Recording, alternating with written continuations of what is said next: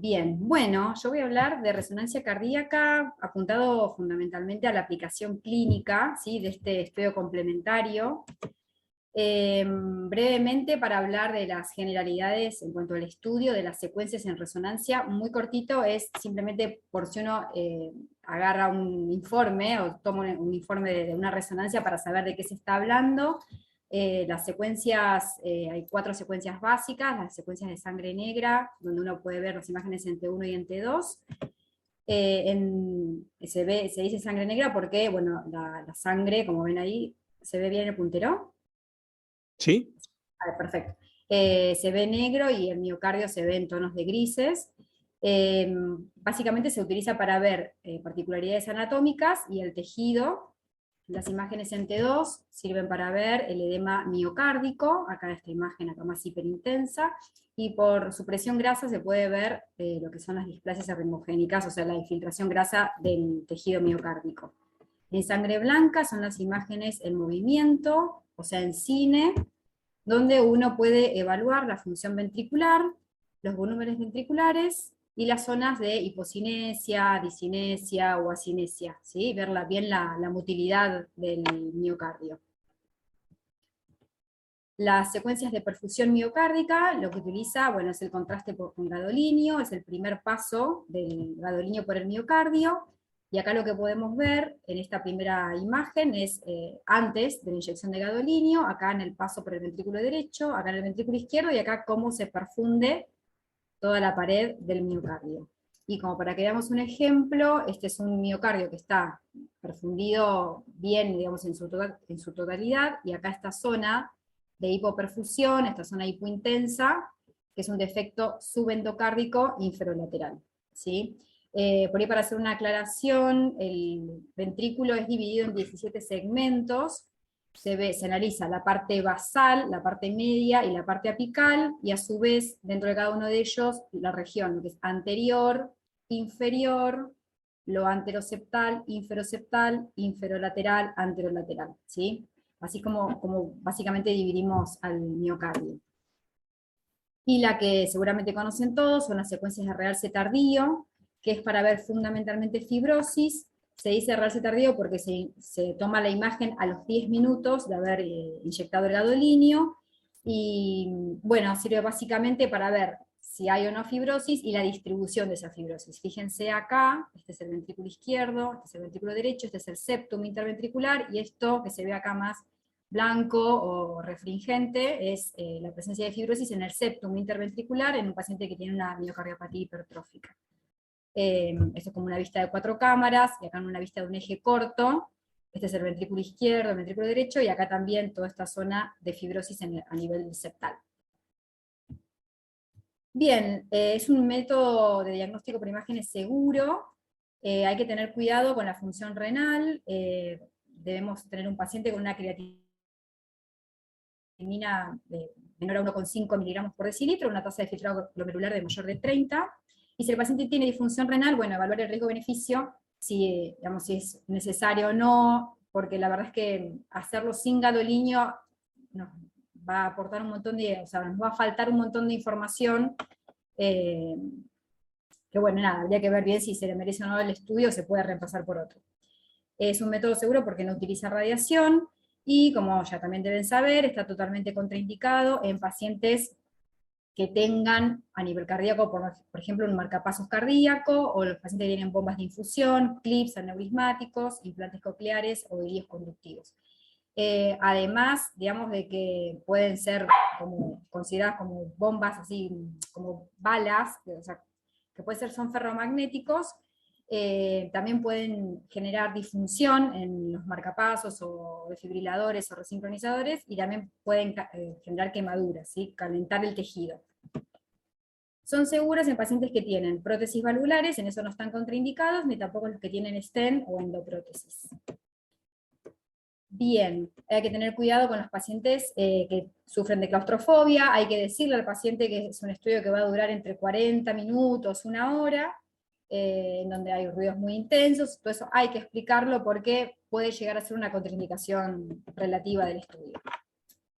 Bueno, y ahora sí, ¿para qué pedimos una resonancia magnética cardíaca? Bueno, ¿se lo pedimos a todos? No, no. Nosotros, el primer método de diagnóstico, como ustedes saben, es el ecocardiograma, en donde uno puede evaluar, acá como dice ahí, la masa, los volúmenes y la función ventricular, pero sabemos que las ventanas ecocardiográficas, los tórax, a veces son una dificultad para la evaluación de la función ventricular de los pacientes, y con la resonancia cardíaca, con la resonancia no tenemos este problema. Entonces es el gol estándar para evaluar masa, volúmenes y función ventricular.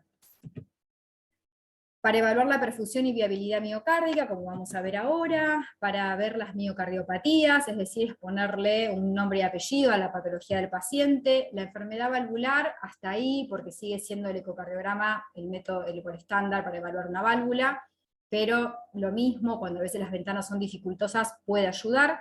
El pericardio, también hasta ahí, el ecocardiograma es, digamos, el primer método utilizado. Para evaluar tumores cardíacos, con masas cardíacas, y para ver las cardiopatías congénitas, fundamentalmente esto que dice ahí QPQS, que es el flujo pulmonar sobre el flujo sistémico, que me va a ayudar para determinar el momento quirúrgico de algunas enfermedades congénitas, como puede ser la comunicación interauricular o interventricular, que a veces uno lo hace por ecocardiograma, pero a veces es dificultoso. Bueno, como para empezar a hablar y dividir un poquito las cardiopatías, uno las divide en isquémicas y no isquémicas, y en esto va a ser de suma utilidad la función del realce tardío, ¿sí? Porque depende de la distribución de la fibrosis a nivel miocárdico, es qué tipo de cardiopatía está teniendo el paciente. Recordemos que todo lo que es isquémico siempre va a empezar de subendocardio, como muestra ahí, a epicardio, ¿sí? O sea, siempre la isquemia empieza en el endocardio. De ahí, para el epicardio puede llegar a ser transmural, ¿sí? En tanto que los patrones no isquémicos vamos a tener diferentes miocardiopatías, como la hipertrófica, la dilatada, la restrictiva, para evaluar miocarditis, displasia ritmogénica o el miocardio no compacto. Acá, en general, la distribución del gadolinio, o sea, el realce tardío, es más intramiocárdico, como ven acá, ¿sí? O subepicárdico, como puede ser acá, o a veces en los dos, ¿sí? Subepicárdico, intramiocárdico. Y otra cosa que uno tiene en cuenta es el lugar de la distribución de la fibrosis, eso también ayuda a ponerle un nombre y apellido a la cardiopatía del paciente, ¿sí? Si la distribución es más a nivel septal, como puede ser acá, o a nivel inferolateral, como es en la enfermedad de Fabry o la sarcoidosis.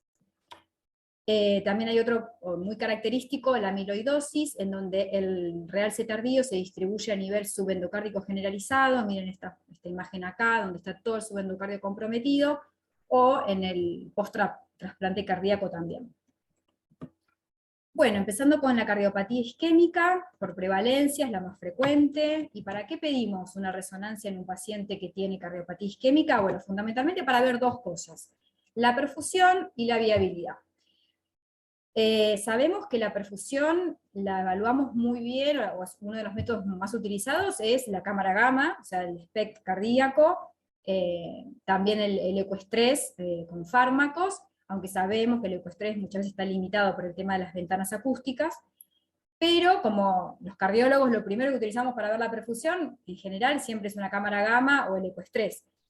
Pero vuelvo a repetir, cuando a veces los pacientes tienen malas ventanas acústicas o la cámara gamma no termina de ser muy definitoria, uno puede utilizar la resonancia cardíaca para evaluar la perfusión. Utiliza drogas vasodilatadoras, puede ser adenosina o dipiritamol, es una u otra, y como dice ahí, a mayor vasodilatación se tiñe más el miocardio. Entonces acá vemos un miocardio normal que tiñe bien hiperintenso, parejito, y acá la zona de hipoperfusión, ¿sí? Que se ve hipointenso. Uy, perdón. Esto es en reposo, o sea, sin estrés, y esto es cuando se le inyecta adenosina o algún vasodilatador, en esta zona, perdón, llegaría menos contraste, por lo tanto esta zona se consideraría isquémica. Y vemos este ejemplo en donde en reposo, o sea, sin drogas, esta zona no se tiñe, o sea, como no cambia ni con vasodilatadores ni en reposo, se considera que esa zona estaría necrótica, ¿sí? La viabilidad, esta sí es una de las funciones, digamos, es uno de los pedidos, los mayores pedidos en los pacientes con cardiopatía isquémica. ¿Qué es un miocardio? O sea, ¿cómo se define un miocardio viable? Es un miocardio que está disfuncionante por isquemia persistente, es como un estado de hibernación, ¿sí? En donde uno lo que quiere evaluar es que si se beneficiaría o no con la revascularización miocárdica, sea por angioplastia o cirugía.